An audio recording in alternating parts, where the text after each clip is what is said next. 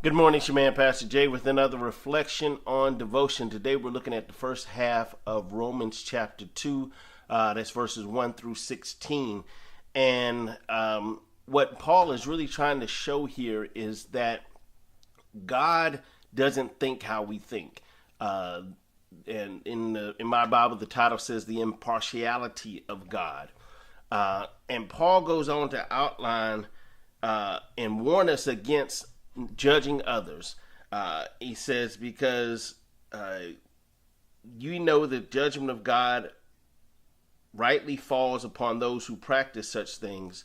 But we're not in a position to judge others, because the crux of what he's saying is that you judge people for a certain sin that they do, but you do the same thing. Now you may be thinking, no, I'm not homosexual. I'm not a thief. I'm not a murderer. I'm not this or whatever your favorite sin is to condemn.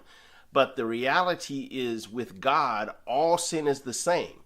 So regardless of whether you are backbiting, gossiping, lying, or whatever, that is equal in the sight of God. As far as it concerns salvation, it's an equal sin. Any sin unrepented for is going to keep you out of heaven.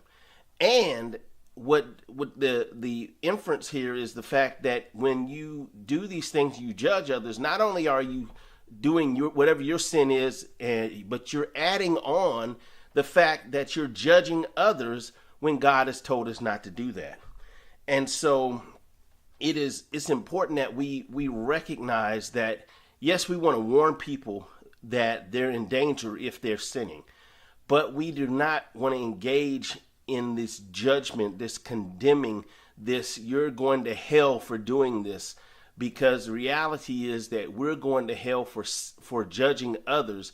When we have sin, we are in no position to judge. Only God, who is righteous, never sin, and holy, he is able to judge. Now, another thing I want to note in this particular passage is that we are held accountable for what we know. Verse 12, it says, "For all have sinned without the law will also perish without the law, and all who have sinned under the law will be judged by the law."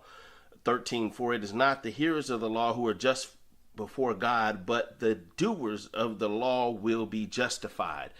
And in verse 14 it says, "For when Gentiles who do not have the law do instinctively the things of the law, these not having the law are a law to themselves." And in the capital L law in here is talking about the Ten Commandments. So what God is telling us is that he pours into those, even those who have never been exposed to the Ten Commandments, he puts it in their heart so they instinctively know that they're doing wrong, or they're not supposed to do certain things, because they're basic human principles that God has given us. But the reality is that we are held accountable for our actions. Now, a lot of people try to present a gospel that says you're able to do whatever you want, and it's God knows your heart. But the reality is, God knows your heart, yes, but your actions are the fruit of what your heart is doing. Your heart is the root and your actions are the fruit. And so by a person's actions, you can know what their heart is. And yes, God knows the heart, and many people have tried to use that as an excuse to say, don't judge me. The reality is we shouldn't judge them. However, they need to understand, and we need to understand, that God knows our hearts, and our actions are the revelation of the heart. And so, yes, as Christians, God expects us to make changes to our life. He doesn't expect us to continue to sin, because he wants us to live righteously, because we are his ambassadors here on this earth. So please, please, please be good ambassadors for Christ.